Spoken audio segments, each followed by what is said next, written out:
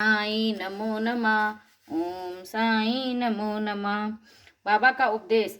जब यह उपदेश समाप्त हो गया तो बाबा उन महाशय से बोले कि अच्छा महाशय, आपकी जेब में 5 रुपए के 50 गुना रुपयों के रूप में ब्रह्म है, उसे कृपया बाहर निकालिए। उसने नोटों की गड्डी बाहर निकाली और गिनने पर सबको अत्यंत आश्चर्य हुआ कि वे 10-10 के 50 नोट थे। बाबा की यह सर्वज्ञता देखकर वे महाशय द्रवित हो गए और बाबा के चरणों पर गिरकर आशीर्वाद की प्रार्थना करने लगे। तब बाबा बोले कि अपना ब्रह्म का यह बंडल लपेट लो।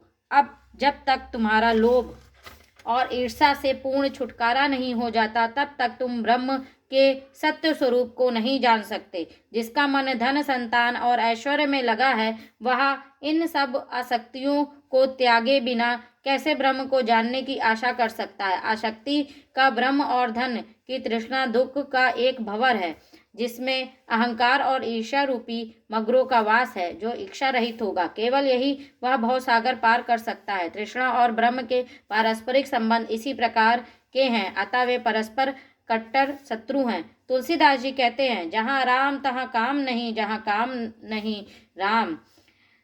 तुलसी कबहू होत नहीं, रवि रजनी इकठाम। जहाँ लोभ है वहाँ ब्रह्म के चिंतन या ध्यान की गुंजाइश ही नहीं है। फिर लोभी पुरुष को विरक्ति और मोक्ष की प्राप्ति कैसे हो सकती है। लालची पुरुष को ना तो शांति है और ना संतोष ही, और ना वह दृढ़ निश्चयी ही होता है।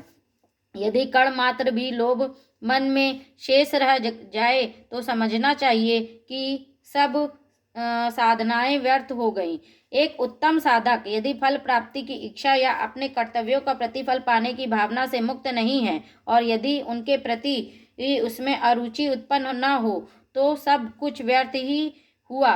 वह आत्मानुभूति प्राप्त करने में सफल नहीं हो सकता। जो अहंकारी तथा सदैव विषय चिंतन में रत है, उन पर गुरु के उपदेशों तथा शिक्षा का कोई प्रभाव नहीं पड़ता। अतः मन की पवित्रता अत्यंत आवश्यक है, क्योंकि उसके बिना आध्यात्मिक साधनाओं का कोई महत्व नहीं तथा वह निरादंभ भी ही है। इसलिए श्रेष्ठ कर यही है कि जिसे जो मार्ग बुद्धिगम्य हो वह उसे ही अपनाए। मेरा खजाना पूर्ण है और मैं प्रत्येक की इच्छा अनुसार उसकी पूर्ति कर सकता हूँ, परंतु मुझे पात्र की योग्यता अयोग्यता का भी ध्यान रखना पड़ता है।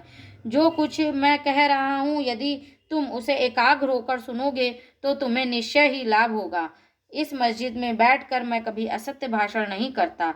जब घर में किसी अतिथि को निमंत्रण दिया जाता है तो उसके साथ परिवार, अन्य मित्र और संबंधी आदि भी भोजन करने के लिए आमंत्रित किए जाते हैं। बाबा द्वारा धनी महाशय को दिए गए इस ज्ञान भोज में मस्जिद में उपस्थित सभी जन सम्मिलित थे।